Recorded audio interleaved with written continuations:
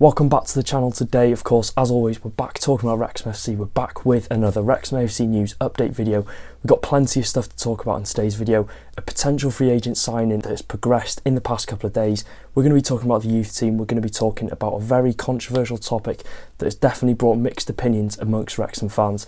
And we're just going to be having a review on that incredible 3-0 win on the weekend over Shrewsbury Town. But before we get going in today's video, if you do like what you see, make sure to get down there and click the red subscribe button if you haven't already. We're on the road to 26,000 subscribers, so any support is massively appreciated going forward. And of course, if you want to support the channel further, there will be the first link in the description down below. Of course, as always, I'll put it on screen now, the absolute legends that have supported the channel further. And let's go for 650 likes on today's video, and let's get talking about the first topic. So we're going to start things off by talking about some transfer news regarding Wrexham. Of course, you might have seen in the past couple of videos me talking about Josh Adam. He's a name that a lot of Wrexham fans will have heard of in the past couple of weeks, but Parky has confirmed that former Manchester City Academy graduate Josh Adam is training with the club, and a deal is expected to happen in the next coming days as he is set to pen a 2-year contract at Wrexham Football Club. Parky did confirm this in the post-match press conference after Shrewsbury Town on the weekend, and he said Adam is a real talent that he'd like to keep at Wrexham. And of course, things have progressed since Saturday, but according to a few sources, it's reported that Josh Adam was training with Wrexham for about a fortnight now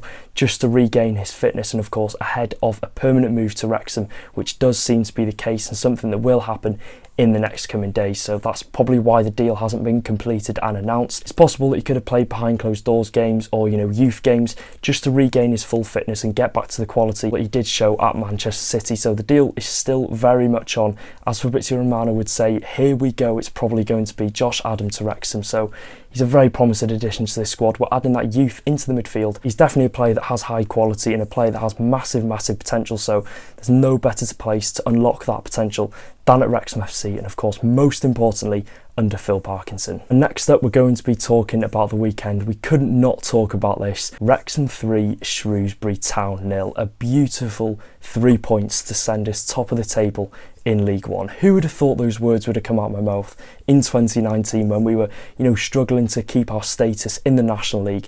And here we are 4 years on, saying that Wrexham are top of the league in League One. I'd have probably believed you if you'd have maybe said top of the league in the National League, but to say we're top of League One as things stand, there's a long way to go. But just to say that 5 games in, Wrexham are top of League One, crazy times. So from the atmosphere to the performance, it was just a perfect day all round for Wrexham. It was a very convincing performance as well. I thought all over the pitch there were some top performances from Elliot Lee to Tom O'Connor to Ryan Barnett. Every player turned up for this. It's the local derby. If some want to call it the cross-border derby, they can, but that's all we wanted from the fans. We wanted the players to turn up, and they did exactly that. I couldn't name one player in that team that had less than a 7 out of 10 performance, and they all turned up to make sure it was a routine victory. We went into this sort of expecting to win, not expecting, but we definitely had high chances of winning this game, and we knew if we'd have played like we did against Reading, against Peterborough United, we'd have a routine victory, and we did exactly that. Of course, we won 3-0, and yes, there were periods where Shrewsbury had possession of the ball for periods of time, and if I cast my mind back, I think there's one chance that I think really tested Arthur, the second half free kick,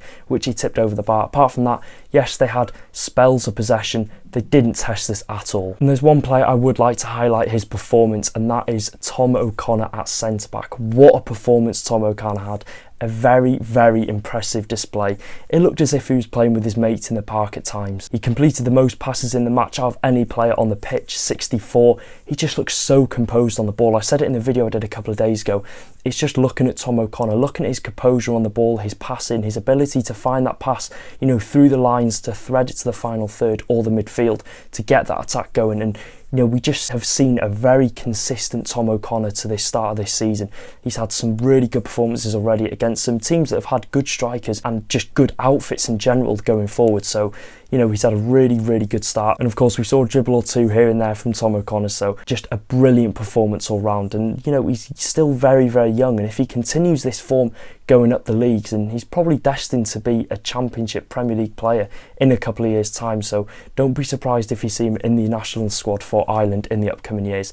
And of course, I think it's important to note as well, Owen O'Connell and Max Cleworth both had very good games, and they all get the best out of each other in the back line. So I think that's testament to all 3 of our centre-backs for having such a good start to the season. And a word on our opponent, Shrewsbury Town. Now, I thought they're definitely the poorest team yet to come to the racecourse. They lacked a real outlet up top, and that's me being honest as a Wrexham fan, as much as I don't like Shrewsbury, my honest thoughts are they did lack that outlet up front. They had George Lloyd, I think, the former Cheltenham striker, and, you know, I don't think he did all that much, and I don't think he will do that much this season. I don't think you're getting a striker in George Lloyd who's going to score 10, 15 goals that will, you know, be the main source of goals for you as you look to survive in the league this season.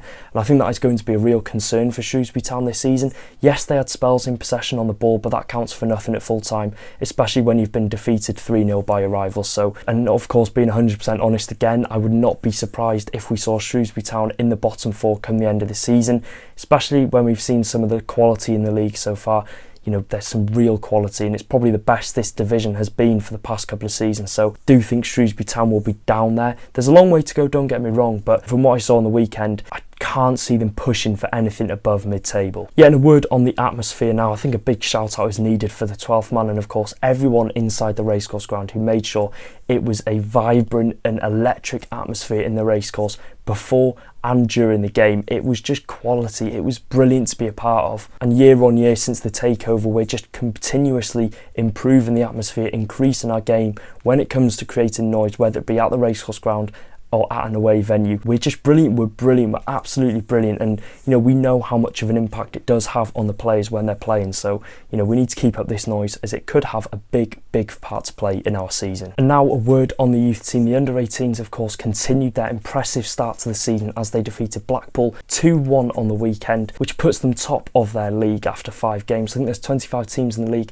Wrexham lead the way so far, just like the men's team, so hopefully that can be continued. Right, now we're going to be talking about something that I've wanted to speak about on this channel for a while now. Now I think is the right time, after we've seen a couple of people before the Shrewsbury Town game comment about this, and like I said, I think now is the perfect time to speak my thoughts and voice my opinion on the channel like I like to do so. We're going to be talking about the fan zone. If you haven't seen already, of course, that'll be the title of the video. Now, if you aren't aware already, of course, the fan zone gives that exclusive access to live music, food and drink, as well as including a seat guaranteed in the temporary stand. Now, the prices are as follows. Adults are £32, under 21s £27, and under 18s £21. The rest of the prices will be on screen, as I've just spoken then. So essentially you're paying an extra £10 just to have the availability and the option of buying food or drink. And of course, you get the live music, and I've seen two of the players or a couple of players go in before the start of the match and sign stuff. You can have pictures, etc. So yeah, that's a good touch. But when you're paying an extra £10 just to have the option of buying food or drink, it's not like you're guaranteed a drink or guaranteed food when you get in there.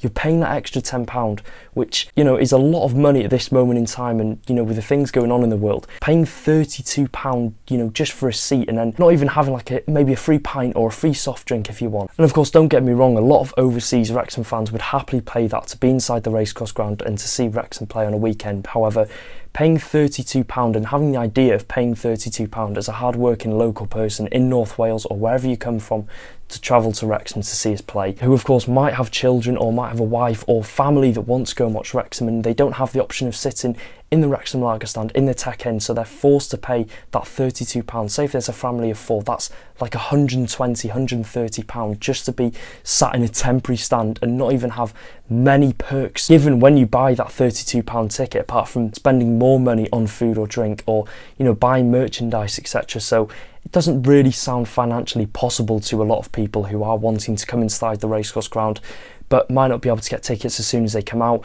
They might see the temporary stand tickets and think, yeah, we'll get tickets there, but when you see the £32 really steep price, yeah, it's a bit of a turn off. A big thing that I think is important to speak on is where the issue lies essentially in this whole situation regarding the fan zone, is the fact that Wrexham will put out a block for non-fan zone tickets and then we'll put out a block for fan zone tickets. So say all of non-fan zone tickets sell out and people might not be able to get tickets, and they think, oh, they're in a rush, they want to be inside the racecourse ground, they panic and they are forced to pay that £32 for the fan zone, and you know, you don't have a choice. This is where my issue does lie with the fan zone, of course. You know, you're being forced to pay that extra £10, and I think that is something that they should be looking at. And of course, I wouldn't have an issue if all the fans in the temporary stand the option to pay that extra £10 if they're willing to and they're wanting to be inside that fan zone. the fact that you're forcing fans to pay that extra £10, I'm not sure how many tickets are allocated in the fan zone. I can understand from a financial and business point of view why Wrexham have done this, of course, to ensure that they don't make a huge loss on the fan zone. You know, I've just said it about the prices. I think they could have trialled it for Wycombe Wanderers, seeing how many fans did take up the option to pay that extra £10, and if it didn't go down too well, decrease the price to £5 or something. Like I said, there's nothing that's out of this world that's going to cause the club to make a huge loss on the fan zone if no one does turn up or no one does pay that extra £10. I just don't agree with the fact that it's mandatory for most fans in the temporary stand to pay that extra £10. What will happen in the winter? You know, when there's rain, wind, possibly even snow, will fans really want to be in there at 12 o'clock? Spend 3 hours in there? No. I think fans will be wanting to get into the ground as late as possible, get in at 2:50, 2:55. So that's another question you've got to raise on the fan zone. Will they make it cheaper when it's colder weather, or will they still force fans to pay £32?